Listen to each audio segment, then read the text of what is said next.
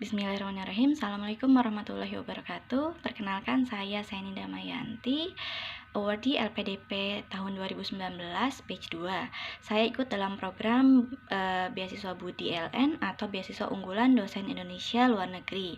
Insya Allah akan melanjutkan studi saya di University of Birmingham, tepatnya di Department of Environmental Health and Risk Management. Di sini saya akan sharing kesan pesan saya bergabung menjadi awardee LPDP. Yang pertama, saya sangat bersyukur karena tahap di program atau di seleksi kemarin saya bisa lolos sampai tahap seleksi substansi. Nah, mungkin teman-teman juga sudah tahu kalau LPDP itu salah satu beasiswa yang banyak sekali diminati oleh para pemburu beasiswa. Kenapa? Karena banyak komponen yang dibiayai oleh LPDP. Tidak hanya dana pendidikan, namun juga dana komponen pendukung. Seperti untuk dana pendidikan tidak hanya dana pendaftaran ke universitas, juga SPP, tapi ada juga dana bantuan seperti dana tunjangan buku, kemudian dana konferensi internasional, juga dana bantuan disertasi.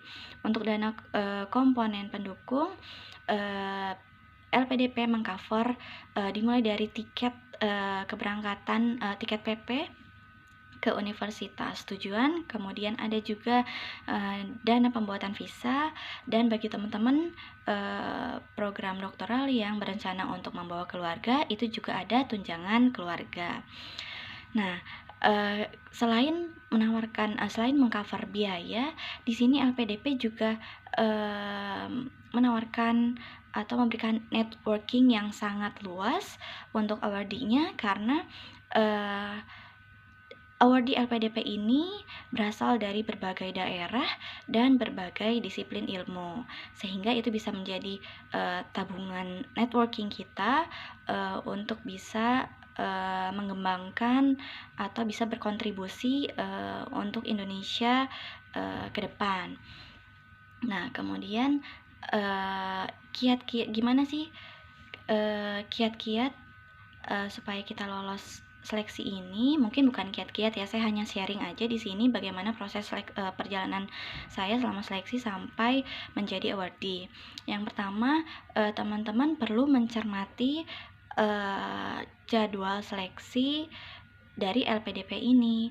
Nah, teman-teman bisa cek di www.lpdp.kemenkeu.go.id atau bisa cek di Twitter, di follow IG-nya di LPDP_RI. Nah, di situ teman-teman bisa lihat jadwal seleksi administrasinya kapan, kemudian seleksi SBK, dan yang terakhir seleksi substansi. Nah, terutama untuk yang administrasi, teman-teman perlu cek dokumen apa saja yang diperlukan, dan dari situ teman-teman bisa membuat timeline sendiri kapan harus mempersiapkan dokumen-dokumen tersebut, karena ada beberapa dokumen yang cukup lama didapatkan, seperti sertifikat IELTS.